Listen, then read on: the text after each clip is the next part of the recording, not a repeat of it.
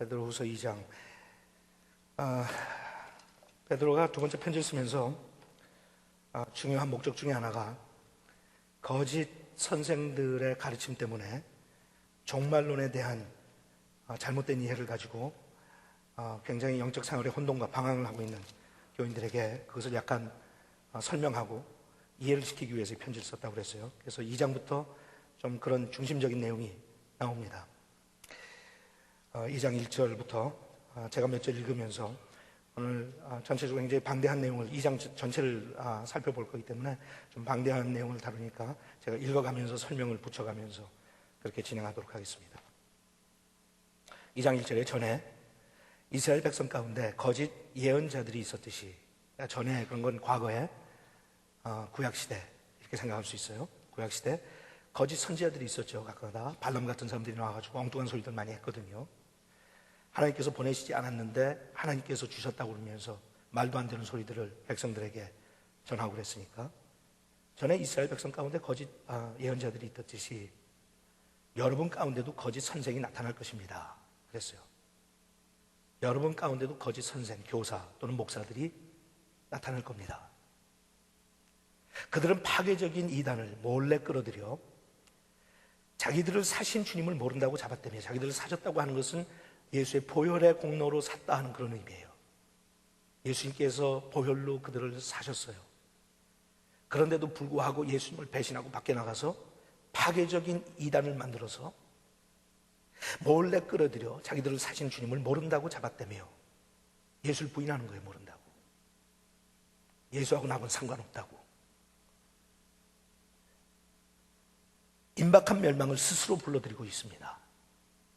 임박한 멸망을 스스로 불러들이고 있습니다. 자초하고 있다는 거죠. 많은 사람이 그들의 방탕한 길을 따를 것이며 그들 때문에 진리가 회방을 받게 될 것입니다. 그래서 그들 때문에 진리가 회방을 받게 될 것입니다. 1세기부터 21세기 우리가 살고 있는 지금까지 2000년 동안 수많은 이단과 잘못된 사이비 집단들이 나와서 그리스도의 교회를 방해하고 회방하고 많은 사람들을 무너뜨렸어요. 베드로는 그것을 이미 경고했어요. 있을 거라고. 있을 겁니다. 그리고 많은 사람들이 넘어가게 될 것입니다. 또 그들은 욕심을 채우려고 거짓말로 여러분들을 착취할 것입니다. 동기가 어디에서 나오는지 분명히 보여주시죠. 자기들의 욕심을 채우기 위해서. 자기들의 이익과 욕심을 채우려고 하는 동기가 있단 말이에요. 순수한 동기가 아니란 말이에요. 그러나 그들은 반드시 하나님의 심판을 받아 멸망하고 말 것입니다. 그랬어요. 자, 거짓 선생과 예언자들에 대해서 여러분 아웃라인 부분 제가 5가지로 여기에서 종합을 했어요. 첫째, 그들은 올 것이다. They're coming. 올지도 모른다 아니에요. 그들은 올 것이다. 분명히 기억해라. Mark my words. 뭐라고요? 거짓 선지자들과 교사들은 올 것이다. 목사들은 올 것이다. 여러분 지금도 기독교에 탈을 쓰고 있는 이와 같은 사이비 종교들과 집단들과 이단들이 얼마나 많아요. 올 거라고 그랬어요. 2000년 동안 계속해서 끊임없이 왔어요. 새로운 이단 집단들은 계속해서 나와요. They're coming. 경고하시는 거예요. 오니까 너희들이 대비하라는 거예요. 준비하라는 거예요. Get ready. It's coming, get ready. 항상 우리한테 하나님께서 먼저 경고를 주신 것은 그것을 막을 수는 없지만 거기에 대비할 수는 있다는 거예요. 비가 온다, 홍수가 온다, 폭풍이 온다. Get ready. 준비하라고 경고하는데 경고하지 않은 사람들은 피해를 당해요. 준비한 사람들은 그렇게 큰 피해를 당할 필요는 없어요. It's gonna be okay. It's coming. 둘째, 그들이 올 때는 비밀스럽게 온다 그랬어요. 비밀스럽게. 몰래 끌어들여 그랬어요. 여러분 모든 사이비 집단과 이단들은 교인들을 끌고 갈 때 꺼내놓고 공개적으로 절대로 하지 않습니다. 몰래 합니다. 누가 여러분한테 찾아와서 몰래, 목사님 몰래, 오이코스 목자 몰래 우리끼리 살짝 만나자, 그러면 그거는 거의 90% 가짜들이에요. 100%는 아니에요. 모자른 인간들이 그렇게 할 때는 있어요. 하지만 90% 이상이 가짜예요.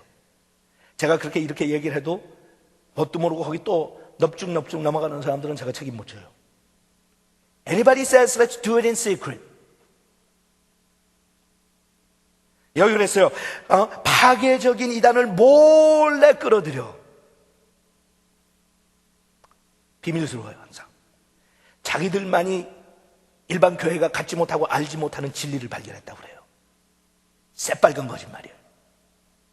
새빨간 거짓말이에요. 세 번째, 많은 사람들이 그를 따를 것이다. 옛날도 그랬고 지금도 그렇고 앞으로도 그럴 거예요. 특별히 종말이 와서 시한부 종말론을 외친다든지, 자기들 나름대로 요한계시록을 따로 해석했다든지, 우리만이 가지고 있는 진리의 복음의 진리가 있다든지 하는 허튼 소리 하는 사람들, 많은 사람이 따를 거예요. 아이고, 저렇게 많은 사람이 따른 거 보니까 진짜 모양이네. 예, 그렇게 착각하세요. 그렇게 착각하니까 사도 베드로가 우리에게 경고하신 거예요. 많은 사람이 따를 것이다. 네 번째, 그 모든 사이비 종교와 이단 집단들은 그들을 따르는 자들을 이용할 것이다. 그들을 따르는 자들을 이용할 것이다. 또 그들은 욕심을 채우려고 거짓말로 여러분들을 착취할 것입니다. 처음에는 절대로 착취한다고 그러지 않아요. 당신의 영혼을 생각하기 때문에 한다고 그래요. 근데 그런 집단에 들어서 생활하고 나오면 항상 나의 인생은 갈기갈기 다 찢어져 있어. 좋은 대로 빨아먹고 다 빨아먹고 나중에 헌시적정 갖다 버려요. 유명한 이단 집단일수록 그것이 더 강해요. 왜 강하냐? 그만큼 거짓된 영이 강하게 역사하기 때문에. 대표적인 거 여러 가지로 들 수 있지만 그 중에 대표적인 것 중에 하나가 문선명 요단이죠. 보세요. 얼마나 정말 철저하게 데려다가 교란시키고 그들을 착취하는지. 세상에 그렇게 헌신하는 교인들이 없어요. 자기 재산 다 갖다 바치고 시간 내서 길가에서 길목에서 꽃 팔아요. 문선명이 운영하는 회사에 공장에 들어가 다 일해요. 그리고 시키는 대로 결혼해. 한번 보지도 못한 사람하고. 결혼한 다음에도 허락하지 않으면 각방 쓰라고 그래요. 문선명이 아버지니까 아버지 앞에서 절하라고 그래요. 그냥 문선명이 운영하는 기업들을 보세요. 얼마나 많은 기업들, 얼마나 엄청난 재산을 가지고 있는지. 근데 교인들한테 돌려주지 않아요. 그런데도 헐렐레 해가지고 가서 해. 착취해요. 워싱턴에는 워싱턴 타임즈라고 하는 신문사를 인수한 지 이제 한 30년 되죠, 아마? 매사추세츠에 가면 글라스라고 하는 항구가 있는데 거기에 있는 어업하는 고기 잡는 배들의 대부분을 다 문선명이 소유해요. 워싱턴에 있는 여러 개의 일본 외식집이 다 문선명이 소유해요. 여러분들 뭣도 모르고 가가지고 잘 사 먹지. 그러다 문선명한테 헌금하는 거예요. 한국 가면 생수 팔아요. 북한에다 투자도 하고요. 김일성이하고 형제 동생으로 살았고. 자기는 맨션에서 살고, 자기 자식들은, 며느리는 마약하고, 자식들이 마약해가지고 난리를 치고, 그래도 자식들한테 물려주고. We don't understand. 늘 얘기하지만 나는 문선명이는 넘어가는 사람들이 참 궁금해. 난 모르겠어요. 무슨 말하는 소리를 듣기 전에 무슨 외모가 나한테 감동을 줘야 되거든. 그 좀 멋지게 생겼어야 될 거 아니야. 보면 사기꾼처럼 생겼는데, 생긴 것 자체가. I mean, why do you fall for it? I don't know. 아니, 모르는 건 아니죠. 제가 몰라서 질문하는 거 아니에요, 여러분들한테. 알아요. 왜? 성경에 보니까 사탄의 미혹의 영이 역사하는 거니까. 눈이 돌아가는 거예요. 미치는 거예요. 자기 정신 아니에요. 다 빨아먹을 거다. 그들은 욕심을 채우려고 거짓말로 여러분을 착취할 것입니다.